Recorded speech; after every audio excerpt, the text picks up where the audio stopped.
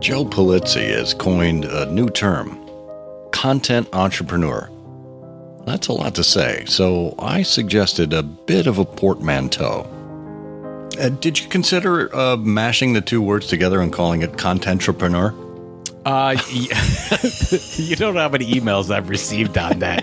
Contrepreneur. I actually think I have contrepreneur and Contpreneur or something, whatever I got. I've got all of them on. I've got GoDaddy URLs for all of them just in case. It's a little bit of a mouthful when you say content entrepreneur, but I believe that in the next couple, I have the same feeling, Scott, that I had when we started using content marketing. I really feel that that's going to be the term for businesses that use this particular business model. Yeah. There's not a lot of people use it. I mean, right now there's content creators, which we talked about it. I don't really know what that means. Then you have influencers. I definitely don't know what that means. And an influencer doesn't have to be a content creator or a content entrepreneur. They could do, Kim Kardashian is an influencer. I don't know if you would call her a content entrepreneur. She's definitely an entrepreneur. So it's all over the place right now. And I'm hopeful that we start having a conversation with each other and start using that term. And when you see it, you'll know, oh, I get that. That's somebody who's trying to make a living, creating a podcast or a blog or a newsletter or a YouTube channel or whatever the case may be. Our content tells our story, and every leader should be interested in telling their story. Joe explains how this is possible as a business model in this episode of Timeless Leadership. This is Timeless Leadership, where we explore the values and principles that drive extraordinary leaders. We look for the timeless virtues that are just as relevant in the 21st century as they were in the first century. Universal truths that will help make us better versions of ourselves.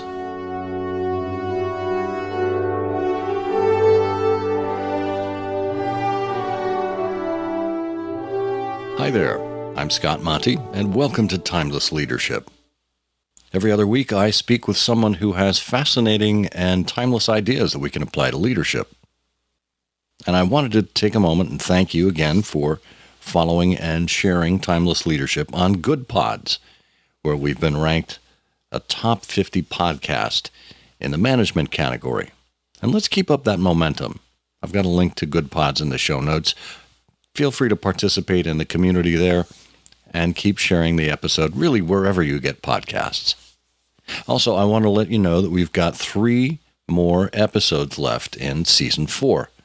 1 more interview, and episodes 3 and 4 on the series we're doing of 4 core leadership skills.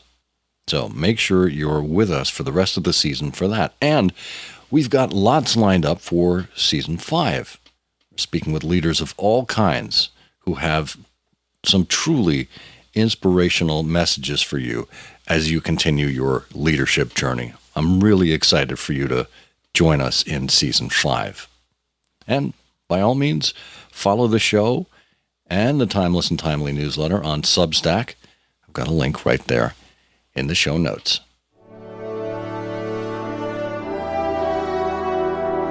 Now today, I'm excited to have you hear from Joe Pulizzi. I've known Joe since he started Content Marketing World. And as an inveterate content creator myself, I believe in the power of compelling content. Years ago, we heard that every company is a media company. But I think it's more true than ever now, with so many different ways to create and share content.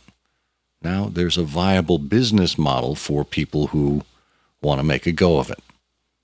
And that's why Joe is here. Joe Pulizzi is founder of multiple startups related to content marketing, including content creator education site The Tilt, Content Entrepreneur Expo, Content Marketing World, and Content Marketing Institute, which he successfully exited in 2016. Affectionately known as the godfather of content marketing, Joe received the Lifetime Achievement Award by the Content Council in 2014, which makes sense as he coined the term content marketing in 2001. Joe has 2 weekly podcasts, the Motivational Content Inc. and the award-winning content news and analysis show, This Old Marketing with Robert Rose. A best-selling author of multiple books, including Content Inc. and Epic Content Marketing, Joe took a break to write an award-winning mystery novel, The Will to Die. His latest book, The Content Entrepreneur, is a comprehensive guide for anyone serious about moving from content creator to content entrepreneur. His foundation, The Orange Effect, delivers speech therapy and technology services to over 400 children in 39 states. Joe and his family live in Cleveland. Godfather, are you going to make me an offer I can't refuse?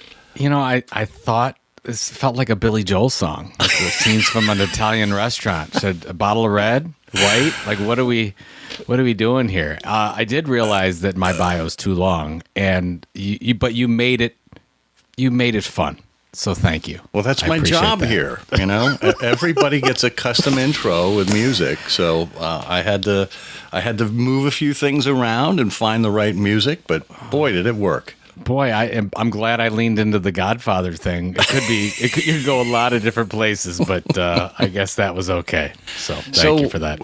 We're talking 2001. That's when content marketing as a term was birthed. And in the opening of your latest book, you talk about terms, why terms are important. Talk to me about the concept behind content marketing, how you came up with it in the first place.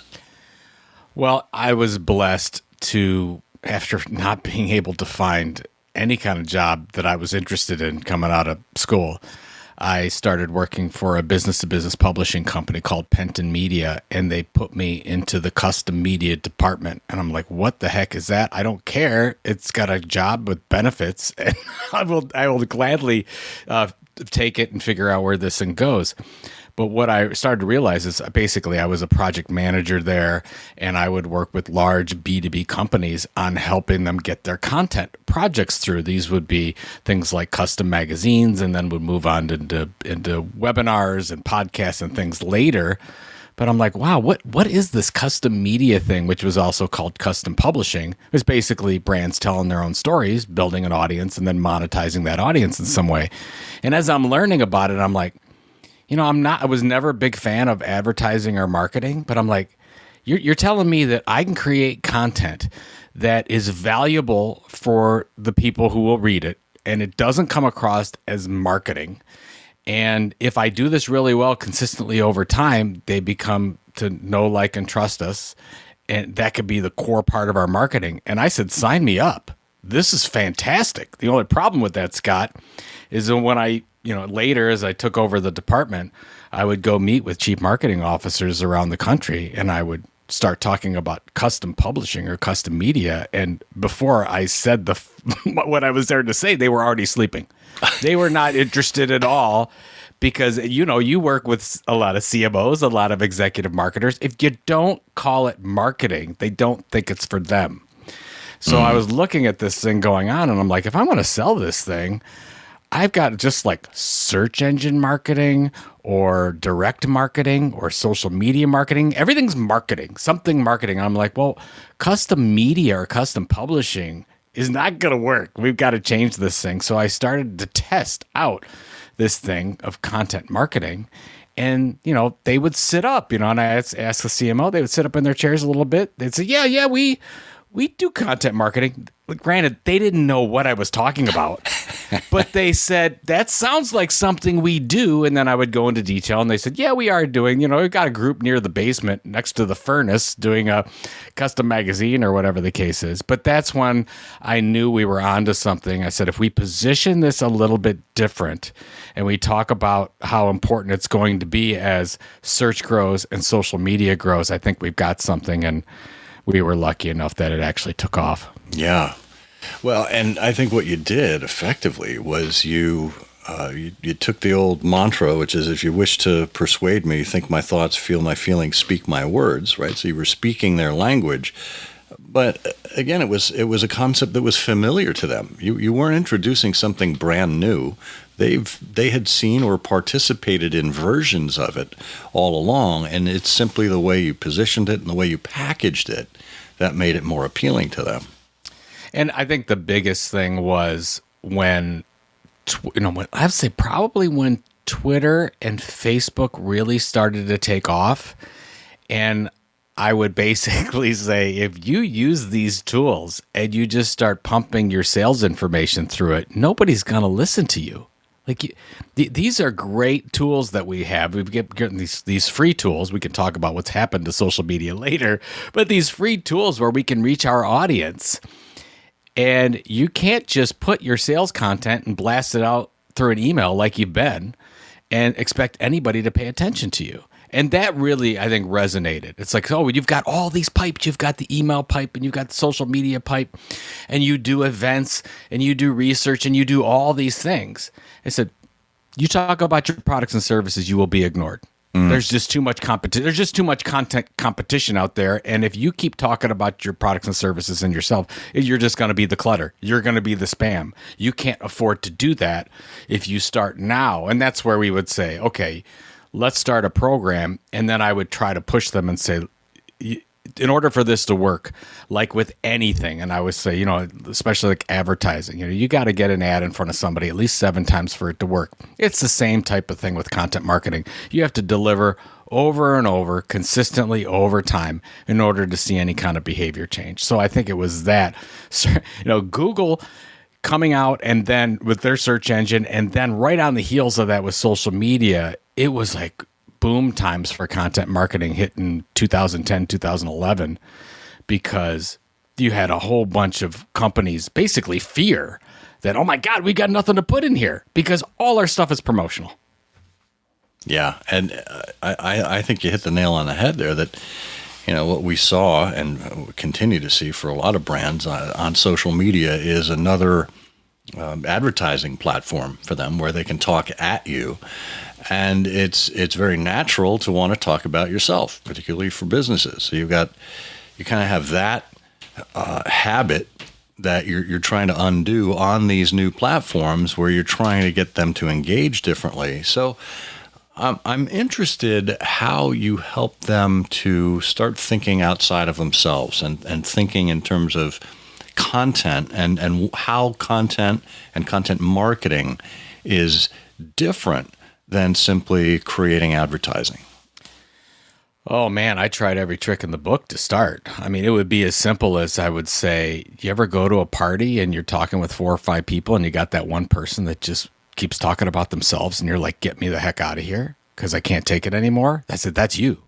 Like you're the annoying person. Right. You're annoying. And then what really helped, what was tough, Scott, at the beginning is there wasn't a lot of case studies, but we did have some custom magazine case studies. I remember specifically, I can't tell you how many times I took Red Bull Media House out for a run. I'd be like, they've created Red Bulletin, the magazine, and then they've created this whole media company inside. And then I would talk about, Lego creating Brick Kicks magazine in 1987, and then they evolved that online, and they're doing this whole thing. And I was trying to make the case that your marketing department now and into the future runs and looks exactly the same as what the New York Times are doing, or the Financial Times, or at that time, Huffington Post, or whatever the case is. You're a little media company, so you have to do things different. And then basically, because I had to sell some things at Penton and then moving on to Content Marketing Institute, what I realized was, don't sell anybody who's a non-believer. Like, there were enough people out there that got that came from a publishing background or journalistic background, where I'm just like, focus on the 10 to 20% that already get it. The other ones will come on board later. So we would go after companies that already were doing some stuff. You know, you had like a Walmart or Sam's Club. They already had little magazines that were going on. The airlines were already doing this kind of stuff. The automobile, I mean, coming from Ford, Ford had a great custom magazine, those types of things. And that's probably why Ford got on the early train when you were there with some really interesting social media programs. They already got it. The culture was already there.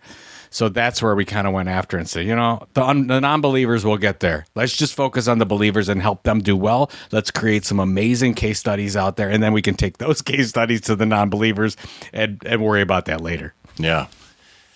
Well, I mean, speaking of Ford, really predates me. The company had a monthly publication called the Ford Times that ran from 1908 until 1917. And then they took a break during the war years, and they got back on track in 1943, I think. And Henry Ford unfortunately had a little publication snafu in the interim with the Dearborn Independent, where he had his anti-Semitic screeds. Yeah, that was a little bit of unfortunately.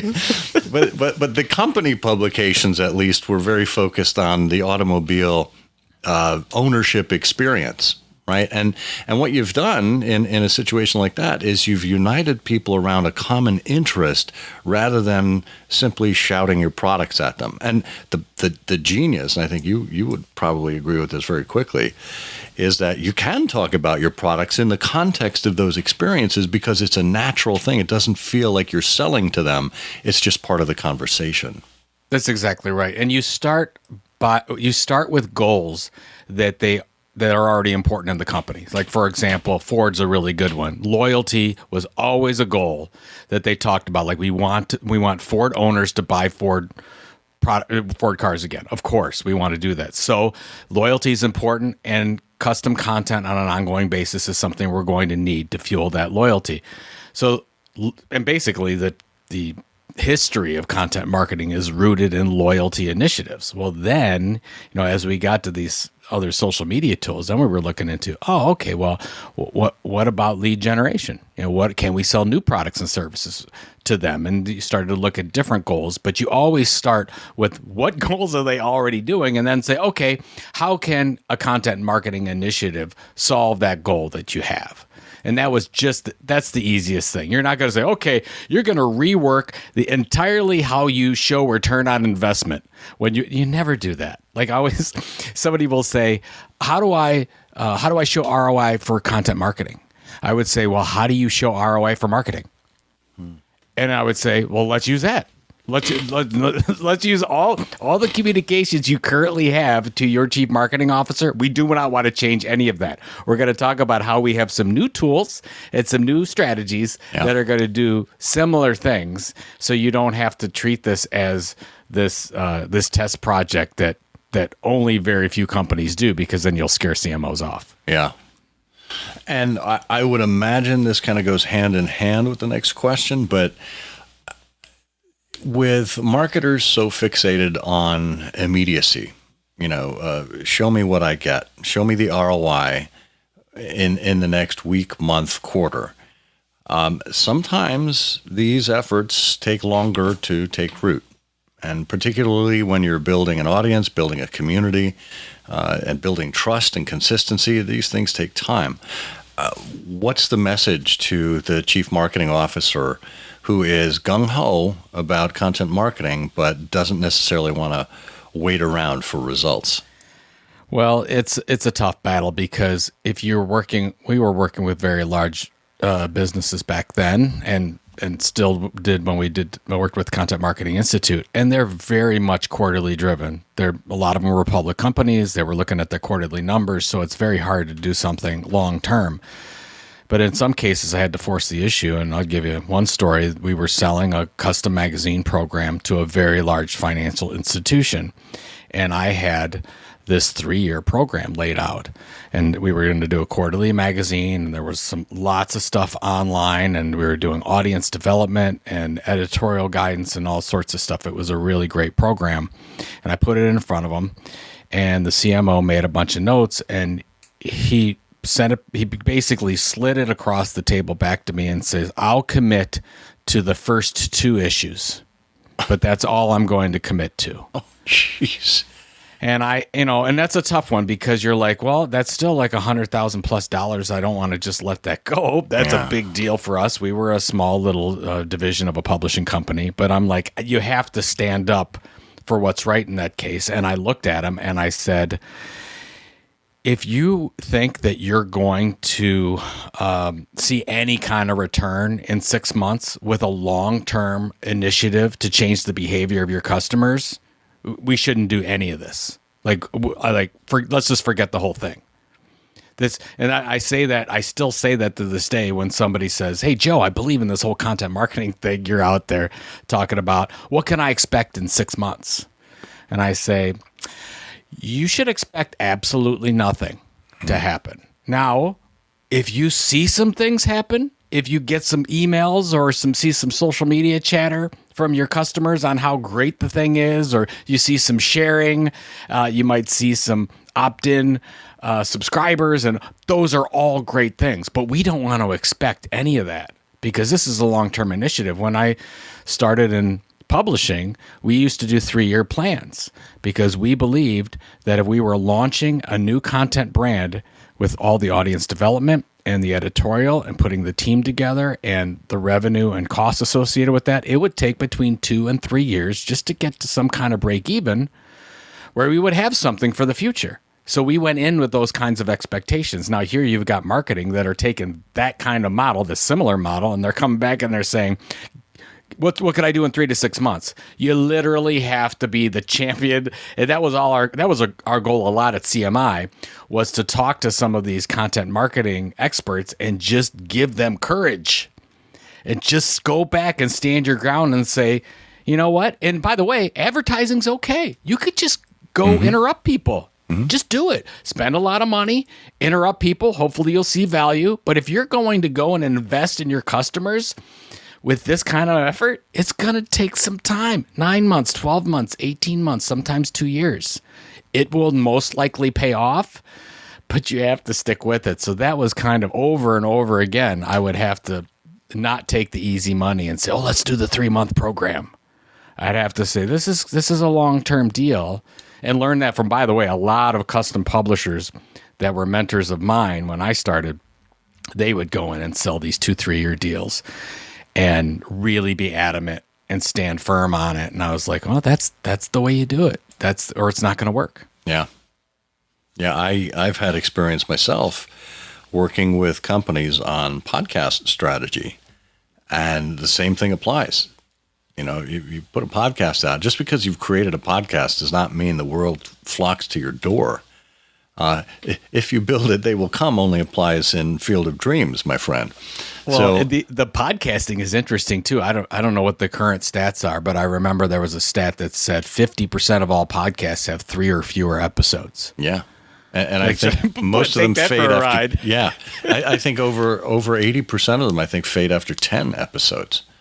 So, and look at you going strong with your 2 podcasts. I mean, you're in the 400s. We're in the 400s. Yeah, this old marketing has been around since 2013. That is crazy. It's kind of nuts. Yeah, I mean, you're right. It is the strongest survive, I guess, in that case, because even when I look at content entrepreneurs, those people who want to do content creation full time, and we look at the success factors, the number one success factor is just staying power. If they just stick around long enough to build a loyal audience, and they can monetize that audience, it happens.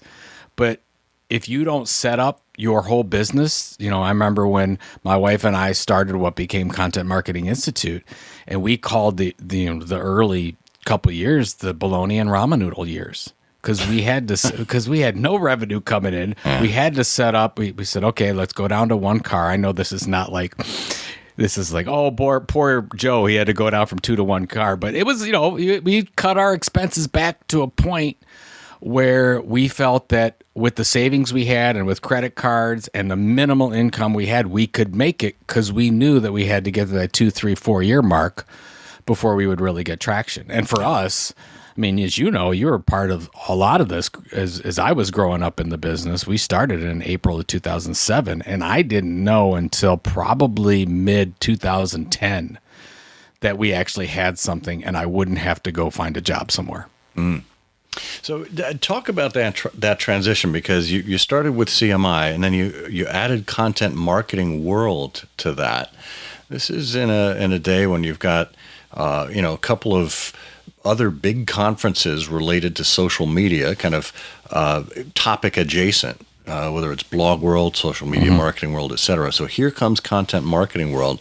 Talk us through the courage, the growth, the vision, and what ended up happening. Well, so left Penton in March of 2007, started, April 2nd, sort of the day that we set as I launched out on my own as an entrepreneur. And initially it was not Content Marketing Institute. Initially I was trying to pitch this product, which was best said, it was the eHarmony for content marketing. We were trying to match up content creators, writers, journalists, videographers with brands who needed that service. And I thought it was the most brilliant idea in the world, except for the fact that 2 years later, we were bleeding cash and it wasn't working. And I just fell in love with this product so much that I didn't listen to our audience. Now, luckily, what we started in April 2007 was a blog called The Content Marketing Revolution. And 4 times a week, I would write a blog post about the how-to or strategy of content marketing. And in 3 years, built an audience of 10,000 plus opt-in email subscribers, built a real important asset there. And I remember it was in September of 2009, we'd lost one of our big clients for this eHarmony type system. And I'm like, oh, I'm a complete failure. This is not going to work. Felt really sorry for myself and started to say, okay, well, I'm going to have to go get a job somewhere. I talked to my wife and she said, look, if you go get a job with somebody else, you're going to regret it the rest of your life. You were born to be an entrepreneur. You better figure this thing out. And then for whatever reason, Scott, I started to look at the feedback coming from our blog. So blog comments and the direct emails we were receiving from subscribers. And none of them wanted the service we were selling. What they were asking for, they were saying things like, Joe, do you offer any ongoing content marketing training? Joe, do you have any content marketing consulting? Joe, I have a marketing team of 10 that I want to educate them on the practice of content marketing. Is there an in-person event somewhere available that I could take them, that I could offer this to them? And wow. I'm like, you've got to be kidding me. All along, they're telling me, here's the products to launch. And so I'm like, oh, geez, well, better late than never. And I remember I must have been drinking at the time because I wrote it on a cocktail napkin. And in the middle was Content Marketing Institute. And I had 3 legs to this stool. And the one was contentmarketinginstitute.com, the leading online destination for content marketing. I said Chief Content Officer Magazine, which would be the number one print education magazine for what I wanted to go to was chief marketing officers. And then we had in the third corner was Content Marketing World, which was the leading event for the practice of content marketing. So that was in October of 2009, renamed everything, rebranded everything in May of 2010. And Scott, it took off right away. It resonated. It's like, I was such a relief. I'm like, I don't have to get another job.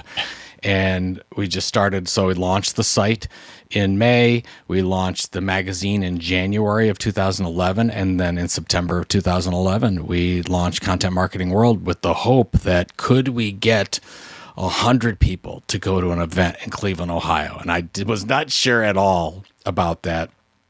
And we ended up getting 660 to come to Cleveland for our first year event. It was almost $1 million event. And that first year we made money, which, as you know, rarely happens with those types of events. Yeah. We had Kevin Smith as our closing keynote. I remember because I was next to David Meerman Scott. We were at South by Southwest. So this was in March, and registration's going really, really well.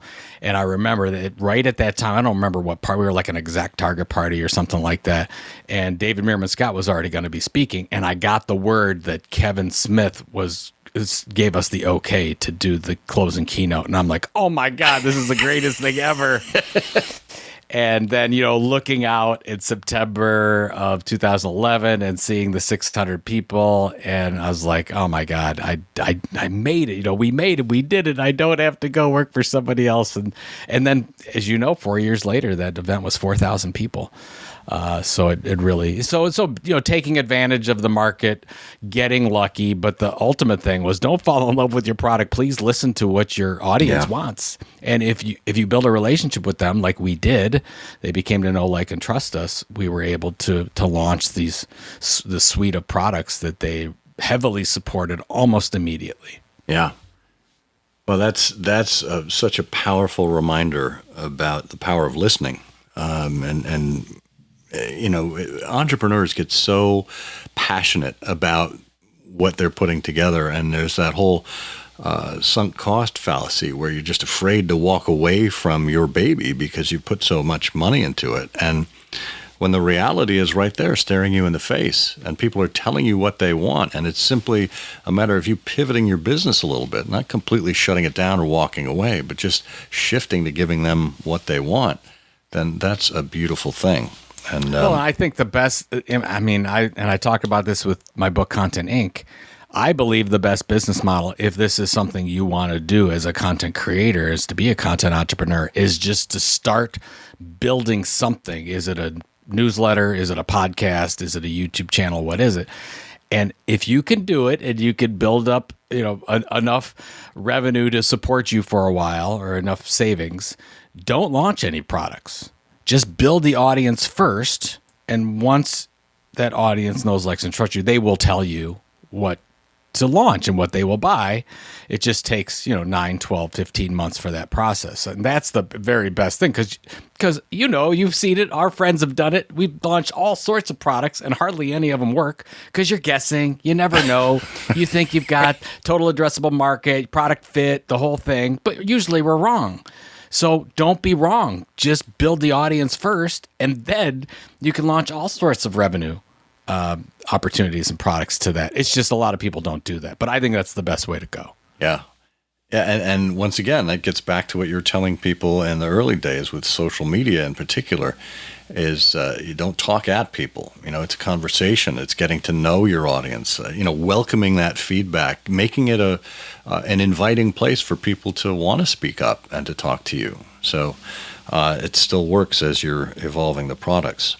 So, Joe, as you've thrown around a few terms here, and I know we started off the top of the show talking about why terms are important, but you've said content creator, and I think we all are familiar with that. But what's a content entrepreneur? How is it different from a content creator? Well, it's probably first to just mention content creator and how everybody uses that term, and I even use it, and I can't stand it, because a content creator, my mom is a content creator. She creates content on Facebook. She technically is a content creator, right? Hey, my mom has a podcast, and if you want to listen to it, all you need is the password to my voicemail. Oh my God. That's the best. And I do want the password, by the way, because I think that would be lovely. But the point is, you have so many people, millions and millions and millions of people all over the world that are creating content, but they're doing so just because they're sharing something to their little audience. They're doing so as a hobby, which are all fine. I would say most content creators are hobbyists. But you can't then say a content creator and start talking about business terms and longevity and content tilt and content fit and revenue opportunities, because a content creator doesn't care. It's a hobby. They're just, whatever they're trying to do on TikTok or YouTube or Facebook, that's fine. It has nothing to do with building a business. A content entrepreneur is a content creator who is business first. And that's the whole thing. When you say content entrepreneur, I am first and foremost an entrepreneur, and then I have this thing is I'm building an audience through the creation and distribution of content, and then I monetize that audience in multiple ways. That is a content entrepreneur. So that's where it's mostly the opposite of or tangential to the content creator, and I like to talk about. That's why we renamed our event Content Entrepreneur Expo, because I wanted to define who this was for. Somebody who wants to launch a business creating content and be successful that way. And it's very difficult to do, but I feel it is absolutely the best business model on the planet. You can create content anywhere. All you need is a cell phone. It's minimal cost, startup costs comparatively to, a manufacturing company or where you're actually creating products or services. But it does take time, as we've talked about. And you could be a 1-person shop, 2-person. You could have 30 contractors. It's a little mini media model. And I love that, especially with what's happened in traditional media. There's opportunities for these little mini media companies all over the place in B2B, B2C, nonprofit. And it just takes time, focus, a little energy, and hopefully a little bit of savings to get you through the time when you're not selling anything. Yeah. Well, and the beauty is that now there are more platforms, more tools, more options than there ever have been. So the world is your oyster as far as that. And I'm interested in particular in how you've actually taken the concept behind the book, The Content Entrepreneur, and used the business model to actually create and sell the book. I mean, you're eating your own dog food, and it's all here for people to see. So you've got a whole stable of authors that are part of this book. The book is sold directly to your audience. Talk a little bit about the mastermind behind this. Oh, so mastermind. That's funny you say that. First of all, when you do a collaborative project with 33 people, it is not easy. I would not recommend it for most, because you have 33 points of view and 33 different ways of writing. And but we've got a wonderful group of people. So basically, our event, Content Entrepreneur Expo, which we are now doing in our 3rd year every spring, we have a group of super fans that really started that. And those group of super fans that invested that first year in helping us get off the ground, I wanted to do something a little bit special. They wanted to do something more than just get together every year. And we decided as a group that we were going to do this book project. And we're like, well, the best kind of book project is let's educate the audience for The Tilt, our newsletter, and CEX on the business model of how to become a content creator and how to become a content entrepreneur, move from this idea of content creator. So great. We had this group of people. And then I was like, okay, if we're going to do this, we need to do it based on the philosophy that we've been teaching, which is be careful of rented land. And when I say rented land, I mean like social media channels you don't control. And that includes Amazon in a lot of cases. So let's distribute the book directly, where we can show all the authors out there and all the content entrepreneurs that you can create a book experience, and you can do so and you can sell it from your website, and you can get the data of those people that are buying that book, and you can get all the revenue, and you could set your own pricing, all the things which you can't do right now. So if you, and you know this, Scott, when you launch a book, for the most part, it's sold through third party, and it's sold through Amazon and Kobo and Barnes and Noble, and they set the pricing. Even though you might suggest a price, they will set the price. They get all the data of the people that you're sending to them, even if they're your customers, and you get whatever you get in royalties back, depending on what they decide to give you that day, because the rules continue to change. And I'm like, there's a better way to do this. So this is my first time. So this is my 9th book, and it's my first time selling direct to the audience. And I can't tell you, when we launched this book in the beginning of April, it was the first. I remember the first one came through, and I got the notification in my email that somebody just bought the paperback version of The Content Entrepreneur. And I saw a name and an address, a phone number, and an email address, and then what they paid me. And that's the first time. And I've been blessed. I've sold more than 500,000 copies of my other books. That's the first time I saw somebody that actually bought the book, like who it was. Wow. And it's powerful stuff. It is. And that's, that's kind of the next chapter for me, if you will. And we've launched this thing called Tilt Publishing, which is an imprint for content entrepreneurs and content creators. And we're trying to do these things to help teach them and say, there was a time when working through social media sites and working through these social third parties and working through Amazon makes sense. And by the way, it might still make sense for some people. But for most of us who have small audiences of super fans, there's a better way to do it.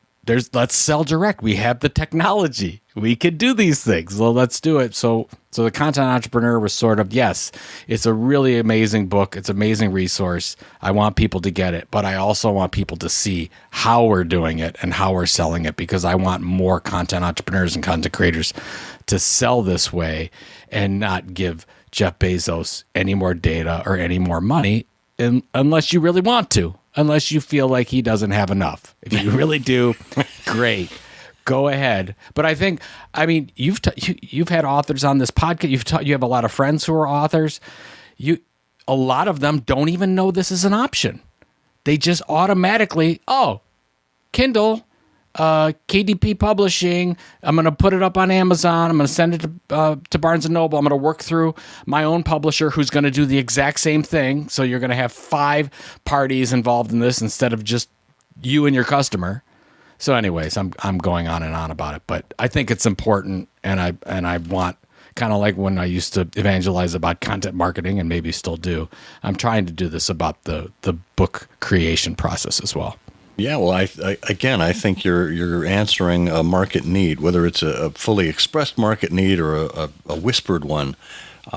What you're doing is you're giving people the keys to the kingdom. You're teaching them how to do something. And as we often say here, leaders are lifelong learners. And if you're interested in the content business, it stands to reason that you want to learn the how-tos and the whys and the whens behind it. I think your book, The Content Entrepreneur, provides that in spades. And what The Tilt is doing is just a wonderful gift to a literate and book writing audience. Well, thank you. And you can thank the thing that happened in 2000 that that separated us from other human beings, because that's when the idea started, and The Tilt was born, and CEX. So it's just interesting the way things happen. Yeah, this was not going to happen, except for the fact that during that time I had a bunch of really smart people reach out and say, "Hey, I want to do this thing. I want to be a content entrepreneur. How to do it?" And I'm like, how should I do it? And I'm not getting any social media organic reach anymore, and SEO, I can't trust it. And I'm like, okay, maybe there's something here. The rules are changing as we're on these platforms. What can we do? So we'll see how it goes. Fantastic. Well, before I let you go, Joe, your brand is completely inextricable from the color orange. Why? Oh God. So really, really, really quick story. I launched the business in 2007. The colors were orange and gray. I thought, as a new business owner, new entrepreneur, I should support that brand. And I bought a bunch of orange shirts. I took all my pictures, all my headshots with this orange shirt. And when I went out and did speaking events, I wore an orange shirt because I'm like, these are the colors of my brand. I got asked to do a speaking event in 2009 in Brussels, Belgium. And they said, "Joey, why don't you come over to speak? Can you do a keynote, but you have to wear a black tuxedo?" I said, "I'll wear anything you want me to wear. I don't care. If you're going to pay me, I'll come over and wear that." I did the speech. I wore the black tuxedo. I didn't know anybody in the audience firsthand. I came off the stage. I had 3 Belgians come up to me and ask me why I wasn't wearing orange. And it blew me away, Scott. I'm like, what? It's in another country. I've never been here before. It was the first time I ever traveled internationally. I'm like, what? They're like, yeah, every picture we see of you, you have orange on. And I'm like, oh my God, that sounds like a business advantage. And so I went off the deep end with orange. And to this day, if you go into my closet, you look at my pants and shirts, you basically, like you're opening the briefcase in Pulp Fiction. It's just orange, bright light that comes out at you. And that's all I wear. Like, I know this is an audio only interview, but I'm wearing an orange shirt right now. And I'm in an office full of orange stuff.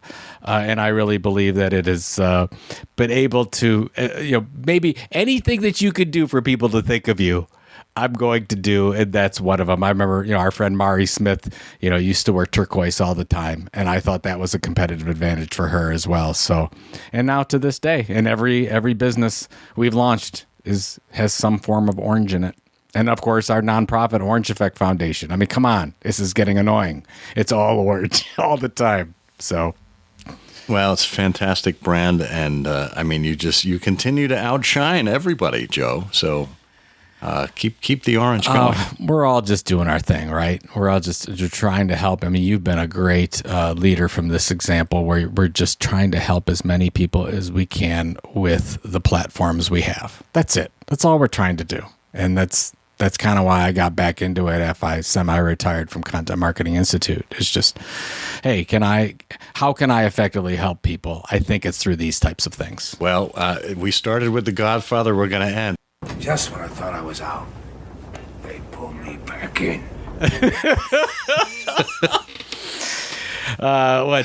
Take the cannoli, leave the gun, take the cannoli. There you go. There you go. Life lessons here. Oh, Paul, you won't be seeing him no more. All right, Joe, we could keep doing this all day long, I'm sure. Thank you so much for taking the time to share your knowledge with us here on Timeless Leadership. The book, again, is The Content Entrepreneur, Critical Strategies to Accelerate Your Success as a Content Creator by Joe Pulizzi and friends.